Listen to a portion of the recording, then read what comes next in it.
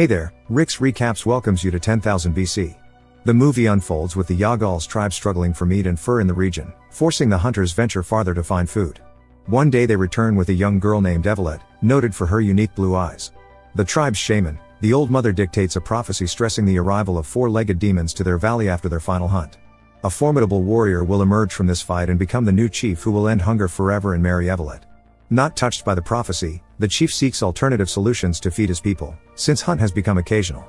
So he decides to embark on an endless journey, entrusting his friend Tik with a sacred white spear to protect his son Dlay.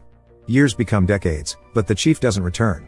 His son Dlay faces bullying from his friends who consider his father a coward for abandoning the tribe. Dlay and Evolet, both familiar with solitude caused by tragedy, find solace in each other's company. They grow close and eventually fall in love over the years. As the prophesied final hunt approaches, Baku informs adult Dlay that the Old Mother believes the time has come for the prophecy to unfold. People bet on Karen winning Evolet's hand. Right then, Evolet joins Dlay during their discussion, and tricks Baku with food to take Dlay with her. Evolet expresses concerns about Karen's prowess and proposes they flee together. Dlay, determined not to repeat his father's actions, declines and pledges to win the hunt, vowing not to run away. Suddenly Baku alerts everyone about the arrival of mammoths. Tik reminds the hunters that slaying a mammoth claims the white spear and leadership. He guides them to the field and they approach the herd stealthily. Tik leads by shouting to scare the lead mammoth, setting off yells from other hunters. The mammoths flee, and the tribe gives chase. During the pursuit, a massive mammoth becomes entangled in a net. Karen's spear misses the target, letting it break free, with Dlay getting dragged along. Unfortunately, the net lodges on rocks, allowing the mammoth to break free. Enraged, it targets Dlay, who narrowly dodges the attack. He spots a lodged spear that can't be used, forcing him to retreat, but the mammoth gives chase in an attempt to crush him, and ends up impaled on the spear, collapsing onto Dlay. The tribe swiftly rescues Dlay, praising his lone mammoth kill, a historic feat. The shaman presents the white spear in Evolet's hand. While everyone celebrates, Dlay is conflicted by the accidental kill. Dlay admits to Evolet that he returned the spear to Tik, professing his innocent love, which disappoints her. The next day, four-legged demons launch a surprise attack. They turn out to be cruel horse riders from another tribe, enslaving the strong and kill the defiant. Baku hides, witnessing his mother's death at the hand of One Eye, while Dlay awakens to the chaos and rushes to assist, but is held back by Tik, stressing their disadvantage against the attackers. Captivated by Evolet's beauty, the tribe's leader takes her. As the riders depart with numerous captives, the remaining survivors strive to rebuild their decimated tribe. Dlay, along with Tik and Karen, decides to pursue the riders. Baku implores to join them, since he has no one left behind. They come across signs of a fire and find a piece of Evolet's necklace, confirming their direction. Soon they confront a deadly snowstorm which obliterates all the footprints of the horses, leaving them to wander for days without any clues. Meanwhile, One Eye discovers Evolet leaving tiny pieces of her necklace. When she resists surrendering, Warlord brutally whips her hands. Later on, the hunters discover Evolet's bloodied necklace on the ground, sparking concern for her safety. Baku offers a glimmer of hope, suggesting she might have simply lost it. They guess the riders' direction as frightened birds flee from the forest, revealing their path. The forest proves perilous, with dangerous creatures lurking. When a mysterious creature seizes a rider, Warlord's harsh whippings urge the group to hasten. Moments later, Dlay stumbles upon a piece of the rider's armor, leading him to the rider's camp. Eager to attack, Tik advises Dlay patience to avoid getting caught. The next morning, One Eye tries to take advantage of Evolet. Dlay immediately jumps into action and knocks him out, but chaos erupts as spooked horses react to something in the woods. Seizing the moment, Dlay and Evolet free captives as the riders prepare to leave. Warlord notices Evolet missing amidst the commotion. Dlay exploits the distraction, rescuing captives with Evolet's help. One Eye gives chase, leading the fugitives to reunite with Tik and the group. Unfortunately, One Eye captures Karen during the pursuit. The pursuit is halted by a terror bird attack. Amidst the chaos, Baku takes refuge in a tree, while Tik defends himself but is injured. Seeking cover among the trees, Dlay assures Evolet he'll return, luring the birds away from Baku. A new chase unfolds, leading Dlay to outmaneuver and defeat the terror birds. Meanwhile, the riders seize Baku and Evolet.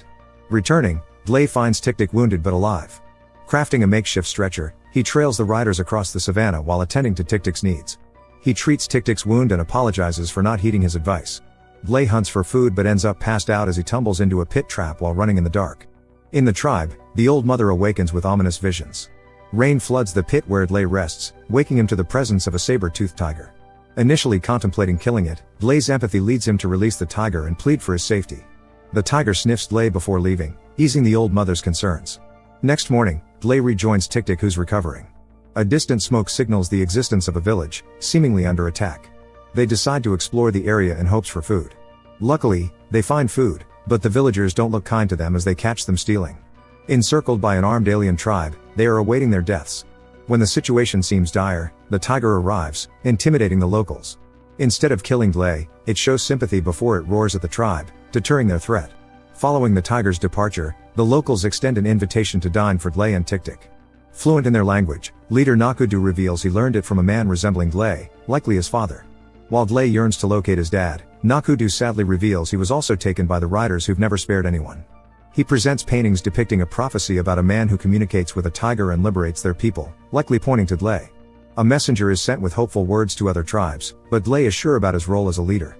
Tik-Tik comforts him by explaining his father's pursuit of a better life for the tribe. The messenger's return brings news of riders' assaults on other tribes. Tik-Tik urges pursuit, prompting Nakudu to prime his men for departure. As everyone bids farewell to their families, Dlé notices Nakudu's solitude, learning that the riders killed Nakudu's wife and took his son Tudu. On the captive side, Baku befriends Tudu during their ordeal.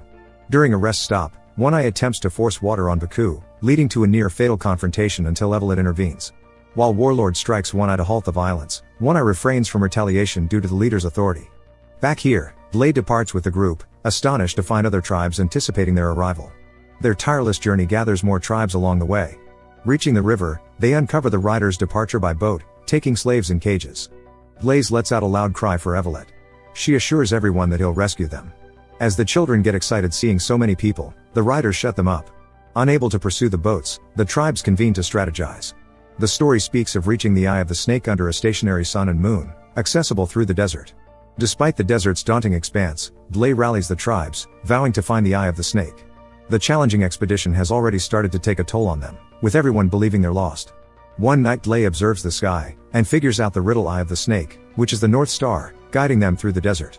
So they rest throughout the day, and march during the night. Meanwhile, the old mother withdraws from all kinds of activities, awaiting the right moment to conclude her role. A few days later, the tribes locate the destination, the Mountain of the Gods.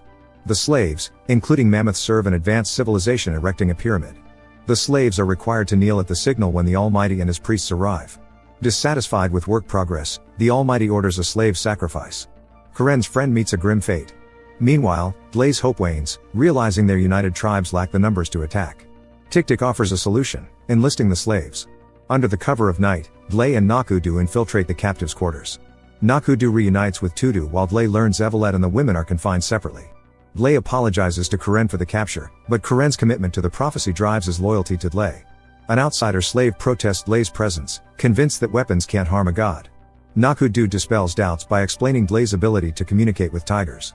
Introduced to a hidden blind man, they learn the mark of the hunter is needed to defeat the Almighty. Guards approach forces Dlé and Nakudu to leave. Before departing, Dlé inquires about the blind man's bracelet, connecting it to the time when his father saved his life, but sadly he is dead now. Returning to their army, they're pursued by guards. The tribesmen prepare for battle, but Tik-Tik intervenes, single-handedly confronting the guards. Tik-Tik defeats the guard skillfully, but a guard playing dead stabs him. Rushing to Tik-Tik's side, Dlé emphasizes their need for unity, as the slaves have their own prophecy. Tik-Tik hands Dlé the white spear, imparting wisdom before passing away. Meanwhile, Evolet is taken to Warlord's chambers, where she steals his sword for her defense. Interrupted by priests and guards, Warlord is arrested due to One Eye's betrayal, with the priest accusing him of stealing a slave of God. The priest discovers Evolet's mark of the hunter scars, enraging the Almighty. Dlé buries Tik-Tik, while Nakudu tries to cheer him up by reminding him of his father's wish Dlé should become a good leader. Accepting the white spear, Dlé delivers a rallying speech, advocating united effort to triumph over adversaries, likening it to hunting mammoths. With a strategy in place, they conceal their spears in the sand, infiltrating the camp under the guise of slaves. Dlé designates Baku as a hunter for the day and spreads word of the impending battle. Evolet and Warlord are presented before the Almighty. Warlord is whipped for his treachery. The priest alerts the Almighty to the approaching spear warrior army, prompting their preparations. Among the slaves, Dlé and Karen locate the mammoth leader, while Baku and Tudu release the mammoths, initiating the uprising upon Dlé's signal. Amidst the fight, Dlé's attempt to intimidate the mammoth leader fails. Right then, the guards arrive, and Karen jumps into action, buying Dlé crucial time with the mammoth leader before sacrificing himself. Enraged, Dlé finally commands the mammoth with enough force to trigger its charge, obliterating the guards. The enslaved populace gains inspiration from the rebels, igniting uprisings across the camp. Almighty's response is to order the priests to execute Evolet publicly, aiming to extinguish hope. Dlé halts the battle when he spots Evolet, leading all to kneel at the horn's sound. Confronted by the Almighty, a conditional threat to Evolet forces Dlé's negotiation. Dlé demands his tribe's freedom, but the others remain under divine ownership.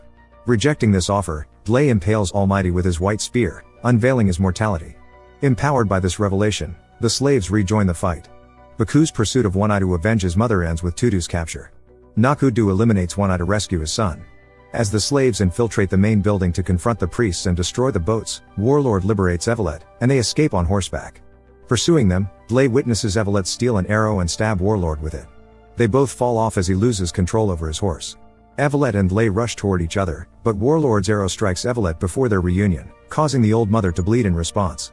Enraged, Dlé fatally impales Warlord with a white spear.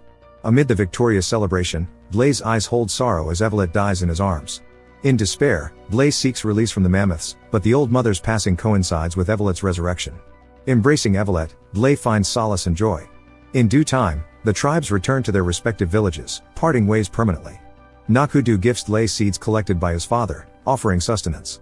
Dlé, with the tribesmen, returns to their village, planting the seeds that flourish swiftly. With Dlé as their new leader and abundant sustenance, the long-held prophecy of the old mother is finally realized. That's how the movie ends. Thanks for being with us.